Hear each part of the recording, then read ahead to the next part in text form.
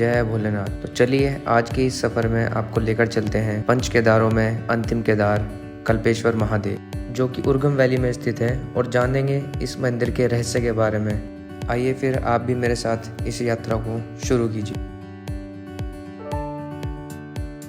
और हमारे सफ़र की शुरुआत हुई सुबह 5 बजे ऋषिकेश से। मैंने अपनी इस जर्नी को सुबह 4 बजे हरिद्वार से शुरू किया, और हरिद्वार से कल्पेश्वर महादेव लगभग 290 किलोमीटर है, जिसमें 8 से 9 घंटे लग जाते हैं। और हमारे सफ़र का अगला पड़ाव था देवप्रयाग, जो कि पंच प्रयाग में सर्वश्रेष्ठ प्रयाग माना जाता है। यहाँ पे अलकनंदा और भगीरथी मिलकर गंगा का रूप लेती है, और कहा जाता है कि भगवान राम ने रावण के वध के बाद यहीं पर तपस्या की। हमने सोचा क्यों ना अपनी इस जर्नी को आगे बढ़ाने से पहले एक बार यहाँ पर स्नान करके अपने आप को पवित्र किया जाए। संगम को गढ़वाल में सास बहू का संगम भी कहा जाता है, और ये जो गरजती हुई आ रही है ये भगीरथी है, जिसको सास भी माना जाता है। और दूसरी तरफ अलकनंदा, जिसका स्वभाव एकदम शांत है, उसको बहू माना गया है। हम लोग बहुत लक्की थे, क्योंकि जिस समय हम संगम पर पहुँचे उस समय आरती शुरू ही हुई थी।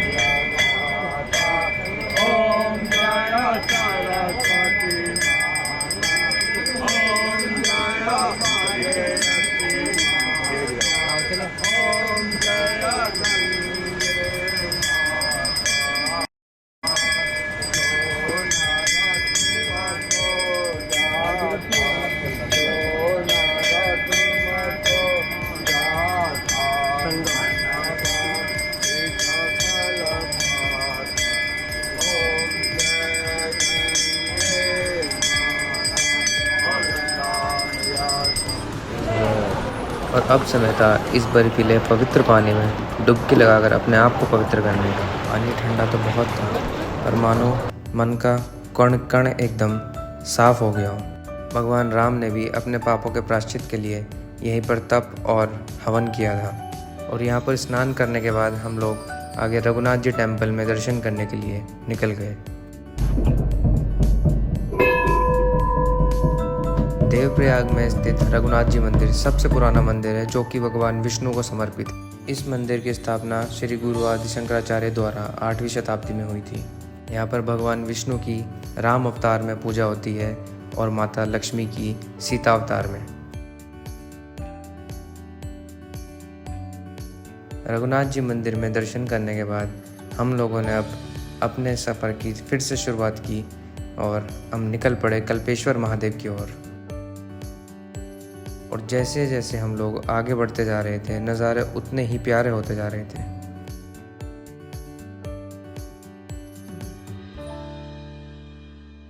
जोशीमठ से लगभग 30 किलोमीटर पहले कल्प घाटी के लिए रास्ता कट जाता है, जो कि एक उर्गम वैली की तरफ जाता है।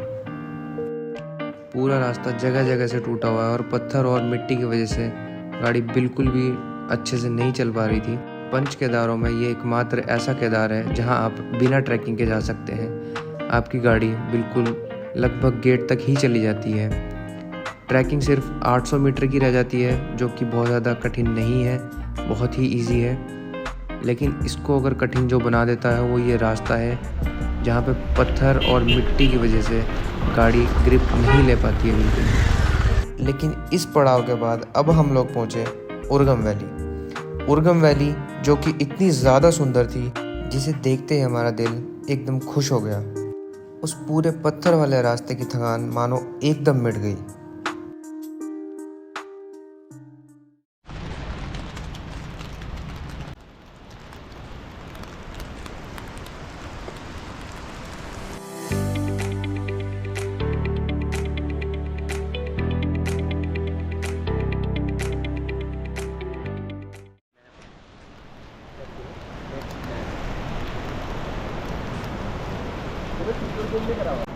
और ये जो लेफ्ट साइड में आप नीचे नदी देख रहे हैं, ये हिरनावती है। हिरनावती नदी जब कल्पेश्वर महादेव से नीचे को जाती है तो इसको कल्प गंगा कहा जाता है। हेलो एवरीवन एंड जय Bholenath. So we are at Kalpeshwar.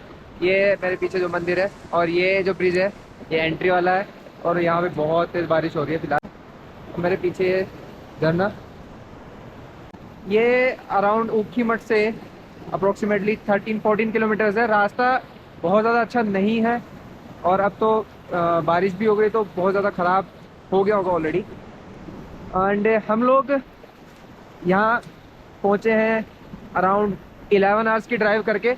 Finally I have reached Kalpeshwar Mahadev.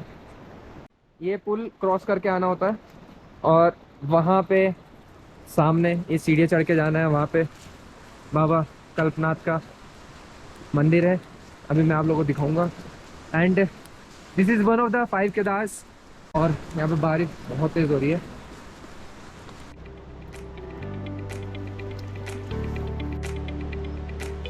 ये मेन एंट्रेंस।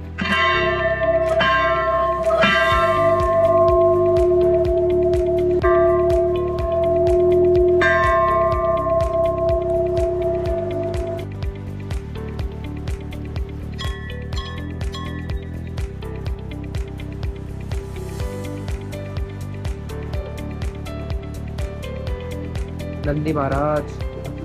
अच्छा, यहाँ प्रसाद आपको यहाँ पे मिल सकता है। ये लास्ट केदार है, पंचम केदार है। यहाँ पर से जो है भगवान बद्रीनाथ की यात्रा आ रही है। यहीं पर आगे 2 किलोमीटर का जो है ध्यान बद्री है, ठीक है ना। उसके बाद जो है आगे जो है हिलंग में जाओ, तो हिलंग के तौर का आगे जो है 2-2.5 किलोमीटर पर जो है बिगत बद्री है। बिगत बद्री ठीक। आगे आप जो है जोशीमठ से आगे जाएं, पांडुकेश्वर में योग बद्री है। तो भगवान बद्री विशाल जी बद्रीनाथ में विराजमान है। तो यहाँ पे ये जो अंदर ये बाबा की जटा है, यहाँ पे ये जट्टा है, ये है जट्टा, ये है जट्टा। जट्टा से जल निकलता है। पंडित जी, एक चीज पूछनी थी। जैसे जो वो मैंने कहानी सुनी है, क्या जो भी है, कि पांडव बाबा भोलेनाथ को ढूंढने निकले अपने पाप का प्रायश्चित करके। तो अंडा लगी थी। हाँ जी। तो उसमें जब वो केदारनाथ पहुंचे तो बाबा भोलेनाथ बैल के रूप में हो गए। वहाँ भैंस के रूप में जो है, हाँ। तो उन्होंने जो है उनको ढूंढ निकाला। हाँ जी। समझे, उन्होंने बहुत सारी भैंसों में जो है उन्होंने ये किया कि भीम ने जो है ये टांग दगड़ दी और नीचे से निकलने को बोला। हाँ, सब भैंस हाँ की, भैंस हाँ की तो जो है कि जो नीचे से निकल जाएगी तो वो निकल गए, तो भगवान क्यों निकलेगा। हाँ, तो वो साइड से निकले। अच्छा, साइड से हाँ, साइड से मार दिया उन्होंने छलांग। तो साइड से जब छलांग मारी तो उनको पता चल गया यही है भगवान। तो वहाँ जाके उनका पृष्ठभाग पीठ पकड़ी पीछे से, तो उसकी स्थापना वहीं पर हो गई। ठीक, तब केदारनाथ बन गया। केदारनाथ बन गया। वो बैल का पीछे वाला हिस्सा पूजा। और जो है आप देखो वहाँ जल से बाहर के में पूरे पांडव लोग है, माँ की मूर्तियाँ नहीं है सारी। हाँ जी। तो उसके बाद जो है फिर चले आगे मध्यमेश्वर में आए। मध्यमेश्वर में भी फिर जो है भगवान ने मध्य भाग बताया।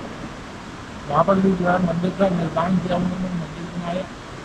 उसके पश्चात जो है फिर जो है वो तुंगनाथ में आई, भुजा दिखाई। वहाँ पर भुजा की पूजा हुई। अच्छा, फिर वहाँ से चले वो, तो फिर जो है तुंगनाथ से जो है रुद्रनाथ में भगवान का भेद दिखाई। भगवान वहाँ से चले, यहाँ पर आए। यहाँ पर जो है ये जटा है। अब यहाँ पर जो तब पंचकेदार के लिए वो पंचबद्री के लिए प्रस्थान। पंचबद्री के लिए, तो इस यात्रा के बाद पंचबद्री करना। हाँ, पंचबद्री मतलब बाबा भोलेनाथ के बाद बाबा मतलब वो विष्णु जी का पूजन। अच्छा, तो आगे जब सतोपन से आगे गए तो केवल जो है ये वही युधिष्ठिर जा पाए। अच्छा, युधिष्ठिर जा पाए, बाकी तो सब चीज। अच्छा, इसमें जैसे वो बोलते हैं पंच केदार तो हमारे हो गए, रुद्रनाथ ये आपने बताया। एक नेपाल में जो 4, हाँ जी, वो जो होती है मूर्ति की पूजा, ऐसा कहते हैं कि केदारनाथ की अगर आपने दर्शन किए हैं, अगर वहाँ के नहीं किए तो वो अधूरा है। तो कहने की बात है, वो तो अभी क्या है, अब भाई नेपाल जाने के लिए कागज भी चाहिए, पैसे भी चाहिए, हो जाता है। हमने अपने मन की बात है, मन गरम के लिए मन से तो घर में भी पूछो तो। हाँ ठीक है पंडित जी, बहुत बहुत धन्यवाद आपका। और पूजा अर्चना करने के बाद यहाँ हमने पंडित जी के साथ बैठकर थोड़ी बातें की, उनसे थोड़ा ज्ञान लिया और एक बहुत अच्छा टाइम हमने यहाँ पे स्पेंड किया। हमने सभी पंच केदारों के बारे में जाना, जिसमें से मैं तुंगनाथ जी और रुद्रनाथ जी के दर्शन कर चुका हूँ। आज मेरे कल्पेश्वर महादेव के दर्शन भी हो गए। तो अभी जैसा आपने देखा, वहाँ पे हमने पंडित जी से बात की, उन्होंने समझाया पंच केदारों के बारे में और यहाँ के महत्व के बारे में। अब मैं आपको बताता हूँ कि ये जटा है, इनको, इस शिला को पूरी को बाबा भोलेनाथ की जटा बोला जाता है। और यहाँ इसका नाम कल्पेश्वर इसीलिए पड़ा है कि ये कल्प हैं बाबा भोलेनाथ के। और ये जो आप कुंड देख रहे हो, यहाँ से पानी रिस रिस के इसमें इकट्ठा होता है और इस ही जल से बाबा का रुद्राभिषेक होता है। कल्पेश्वर महादेव को अनादिनाथ कल्पेश्वर के नाम से भी पुकारा जाता है। पंच केदारों में सभी केदार ज़्यादा ऊंचाई पे होने के कारण 12 में से 6 महीने बंद रहते हैं, लेकिन कल्पेश्वर महादेव 12 के 12 महीने खुला रहता है। आप कभी भी यहाँ आकर दर्शन कर सकते हैं। दर्शन करने के बाद हम लोग निकल पड़े थोड़ी मौज मस्ती करने और छोटे से इस ट्रैक को करके नेचर के शावर को देखने निकल पड़े। अब समय था यहाँ से निकलकर मद्महेश्वर महादेव के दर्शन के लिए जाने का। आई होप कि आप लोगों को ये वीडियो अच्छी लगी होगी तो लाइक करना, कमेंट करना, शेयर करना महादेव के सभी भक्तों से। जय भोलेनाथ।